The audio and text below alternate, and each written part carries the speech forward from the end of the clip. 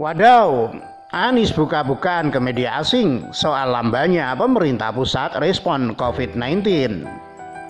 Nggak terima dibilang tak sanggup bayar bansos, Anies langsung pamer duit segini bos.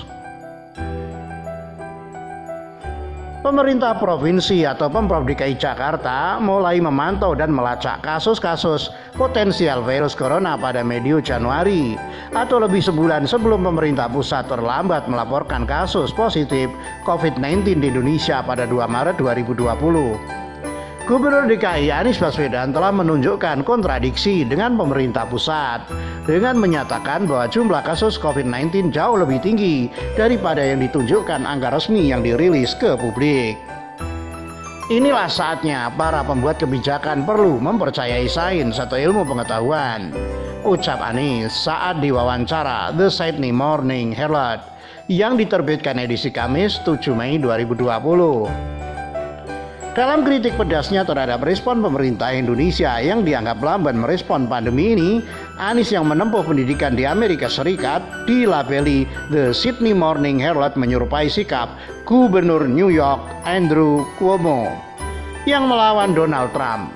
Kedua laki-laki tersebut bertindak cepat untuk mengendalikan virus.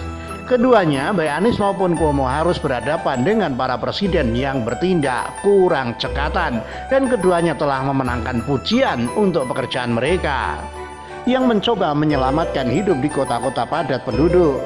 Jakarta memiliki populasi sekitar 10 juta jiwa, sedangkan New York City memiliki 8,3 juta jiwa. Kepada The Sydney Morning Herald dan The Age, Anies mengungkapkan pada 6 Januari lalu setelah mendengar tentang kasus pertama virus corona di Wuhan, China, ia langsung bergerak cepat. Kami mulai mengadakan pertemuan dengan semua rumah sakit di Jakarta, memberitahu mereka tentang apa pada waktu itu kami menyebut penyakit pneumonia Wuhan, belum ada nama COVID. Nomor saluran telepon hotline dibuat untuk 190 rumah sakit di Jakarta bagi masyarakat yang merasa suspek terkena virus corona dan ingin berkonsultasi. Jumlahnya terus meningkat pada Januari, pada Februari, dan kemudian segera kami menetapkan keputusan pemerintah untuk semua orang di kantor kami di Pemprov DKI. Mereka semua diberi tugas untuk menangani COVID ini, kata Anies. Anies melanjutkan, dan kemudian ketika jumlahnya mulai naik terus, pada waktu itu kami tidak diizinkan melakukan pengujian. Jadi setiap kali kami memiliki kasus, kami mengirimkan sampel ke laboratorium nasional yang dikendalikan pemerintah atau Kemenkes. Dan kemudian laboratorium nasional akan menginformasikan positif atau negatif. Pada akhir Februari kami bertanya-tanya, mengapa semuanya negatif? Anies menambahkan, pada waktu itu saya memutuskan untuk membuka data ke publik dan saya katakan kami telah memantau. Inilah angkanya. Segera itu semacam ditanggapi oleh Kementerian Kesehatan yang mengatakan kami di DKI tidak memiliki kasus positif. Sepanjang Januari dan Februari lalu, Menteri Kesehatan Menkes Terawan Agus berulang kali menyangkal Indonesia memiliki kasus virus corona, meskipun ada banyak bukti yang bertentangan. Karena berkat kekuatan doa, sementara Presiden Joko Widodo di kesempatan berbeda telah mengakui menyembunyikan informasi ke masyarakat untuk menghindari kepanikan. Pemerintah Indonesia sekarang melaporkan angka-angka virus corona setiap hari. Hanya saja Anies membantah pandangan optimistis pemerintah pusat bahwa Indonesia telah melalui fase terburuk. Saya belum yakin apakah kurvanya sudah merata. Kita harus menunggu beberapa pekan ke depan untuk menyimpulkan apakah tren itu sedang merata atau kita masih bergerak naik, katanya.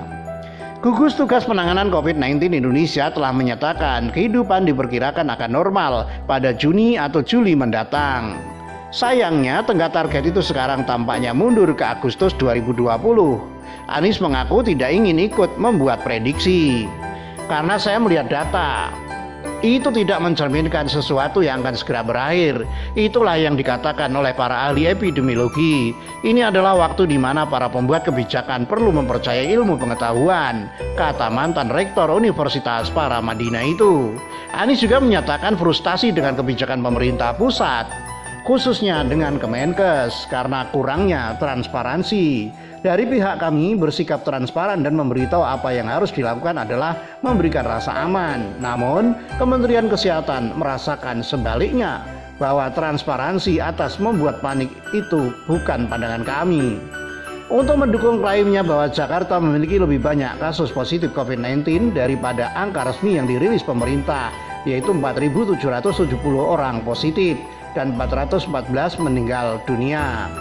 Anies mengutip data kenaikan tajam jumlah pemakaman menggunakan protokol COVID-19, angkanya 4.300, layanan pemakaman pada paruh kedua Maret, dan meningkat menjadi 4.590 pemakaman pada April lalu. Nggak terima dibilang tak sanggup bayar bansos, Anies langsung pamer duit segini bos. Gubernur DKI Jakarta Anies Baswedan membantah pernyataan Menteri Keuangan Sri Mulyani yang menyebut Pemprov DKI tidak punya biaya untuk bantuan sosial atau bansos corona atau COVID-19. Terkait itu Anies pun mengklaim sudah menyiapkan anggaran 5 triliun rupiah untuk program tersebut. Ia mengatakan anggaran itu termasuk dalam biaya tak terduga atau BTT. Terkait kesediaan anggaran pelaksanaan bansos, Pemprov DKI Jakarta telah menyediakan anggaran dalam bentuk belanja tidak terduga atau BTT sebesar 5,032 triliun rupiah, katanya dalam keterangan resminya Jumat 8 Mei.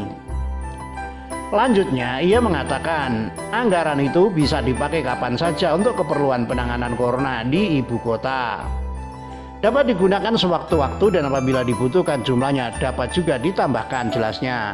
Namun demikian ia mengatakan tidak seluruh anggaran itu digunakan untuk pemberian bansos. Namun ia menyatakan anggaran untuk bansos masih dimiliki Pemprov. Anggaran tersebut dialokasikan untuk penanganan 3 sektor, yakni penanganan kesehatan, penanganan dampak ekonomi, dan penanganan jaring pengaman sosial, termasuk bansos tugasnya. Sebelumnya Menteri Keuangan Sri Mulyani dalam rapat virtual dengan DPR RI pada Rabu 6 Mei menyebutkan Pemprov DKI Jakarta meminta pemerintah pusat untuk menanggung dana bansos 1,1 juta warga Jakarta pada fase 2 ini dengan alasan keterbatasan dana. Bansos gelombang pertama sudah terlaksana ditanggung Pemprov, tetapi untuk gelombang selanjutnya Pemprov ingin pemerintah pusat yang menanggung.